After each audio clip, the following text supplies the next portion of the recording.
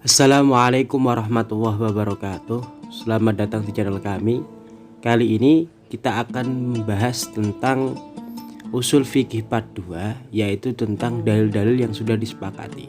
Subscribe dan like, silahkan subscribe dan like terlebih dahulu. Oke, langsung saja. Pada kesempatan kali ini kita akan belajar tentang dalil-dalil atau sumber dari hukum Islam yang sudah disepakati. Pada dasarnya, sumber hukum Islam itu dibagi menjadi dua. Yang pertama ada sumber hukum yang muttafaq, yang kedua ada sumber hukum yang mukhtalaf. Sumber hukum yang muttafaq atau sudah disepakati ada 4. Yang pertama ada Al-Quran, hadis, ijma, dan juga qiyas. Sedangkan sumber hukum yang mukhtalaf atau belum disepakati jumhur ulama itu ada istihsan, maslahah mursalah, istishab, syaddud dzara'i, qaulus sahabi, al-uraf, dan syar'u man qablana. Nanti dalam pembahasannya kita akan bahas secara tersendiri sumber hukum Islam yang mukhtalaf tersebut. Yang pertama kita membahas tentang Al-Quran. Apa itu Al-Quran? Menurut pengertian dari Syekh Ali As-Sabuni, Al-Quran dikatakan sebagai kalamullah al-mu'jizu ala khatamal anbiya wal mursalin biwasitatil amin Jibril alaihi salatu wassalam, al-maktubu fil masahifi al-manqulu ilaina bitawaturi al-muta'abbidu bitilawatihi al-mabdu'u bisuratil fatihah wal muhtatamu bisuratil nas. Yang artinya Al-Quran adalah firman Allah yang mengandung mukjizat yang diturunkan kepada Nabi melalui Jibril yang tertulis dalam mushaf sampai kepada kita dengan mutawatir. Yang membacanya bernilai ibadah yang diawali dengan Al-Fatihah dan diakhiri dengan surat An-Nas. Ini merupakan pengertian Al-Quran yang kami anggap lebih kompleks, walaupun banyak sekali pengertian-pengertian yang lain. Kemudian garis besar hukum yang ada di dalam Al-Quran itu dibagi menjadi dua. Hukum yang hubungannya secara spiritual, artinya hubungan dari makhluk atau hamba Allah terhadap Allah, itu disebut sebagai hubungan spiritual atau ibadah.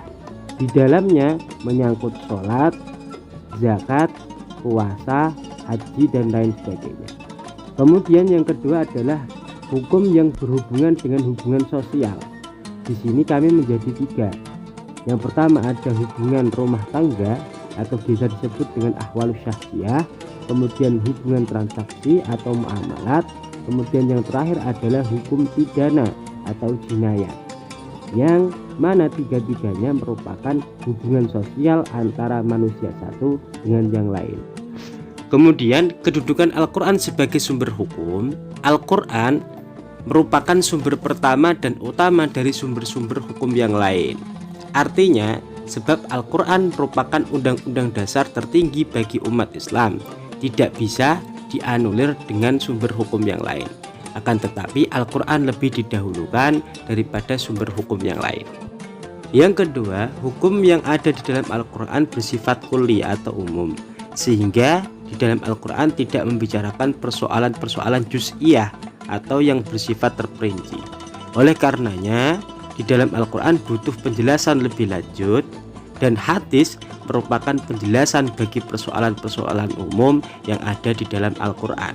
Di sini fungsi hadis sebagai penjelas atau memperinci apa yang ada di dalam Al-Quran. Kemudian yang kedua dari sumber hukum yang muttafaq adalah hadis. Pengertiannya adalah mana qala minan nabiyyi min qaulin au fi'lin au takririn. Hadis adalah segala hal yang datang dari Nabi, baik berupa ucapan, tindakan, ataupun ketetapan. Terlepas dari perbedaan adanya asar, sunnah, kemudian yang lain, ini merupakan pengertian hadis yang paling banyak dipakai oleh beberapa ulama.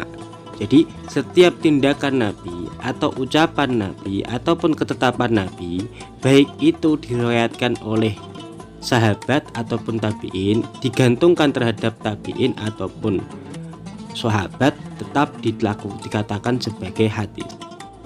Kemudian pembagian hadis dibagi menjadi 2. dalam segi kuantitas dan juga dalam segi kualitas. Dalam segi kuantitas, hadis dibagi menjadi dua, yaitu mutawatir dan juga ada hadis ahad.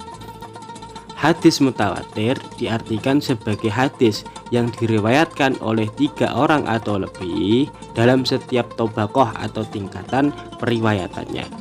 Yang kedua ada hadis ahad. Hadis ahad adalah hadis yang diriwayatkan oleh kurang dari 3 orang atau kurang dari itu dan tidak mencapai pada tingkatan mutawatir.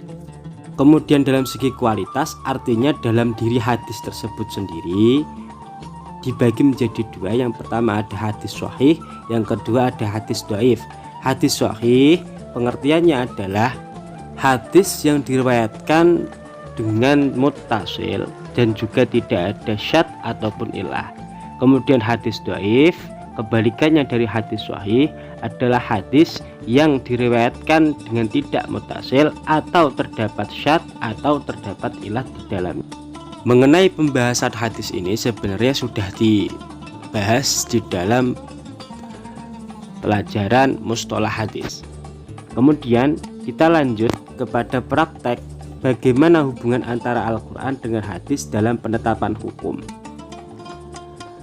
Bayan tafsili terhadap ayat Al-Quran di sini mencontohkan bagaimana fungsi hadis terhadap ayat Al-Quran sebagai bayan tafsili atau perincian atau menerangkan apa yang terkandung di dalam Al-Quran. Saya contohkan dalam sebuah ayat dikatakan aqimis sholah al-ayah, yang artinya adalah dirikanlah sholat. Dari ayat tersebut maka terambil hukum atau bisa dipahami bahwa Allah memerintahkan kepada kita untuk mendirikan sholat, mengerjakan sholat. Artinya sholat bagi kita sebagai orang muslim adalah sesuatu yang wajib. Lalu timbul pertanyaan, bagaimana dalam kita melakukan sholat? Karena tidak dijelaskan di dalam Al-Quran bagaimana kaifiyah menjalankan sholat ketika itu. Kemudian Nabi SAW menjelaskan di dalam sebuah hadis, shollu kama ra'aitumuni usolli, yang artinya adalah sholatlah kalian seperti halnya kalian melihatku sholat.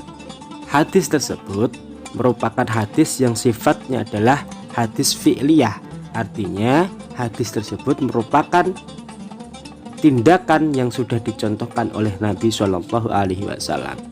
Dari situ kita dapat pahami bahwa keterangan di dalam hadis tentang bagaimana cara menjalankan sholat, tentang bagaimana kita menjalankan sholat sudah dicontohkan di dalam hadis, yaitu shollu kama ra'aitumuni usolli.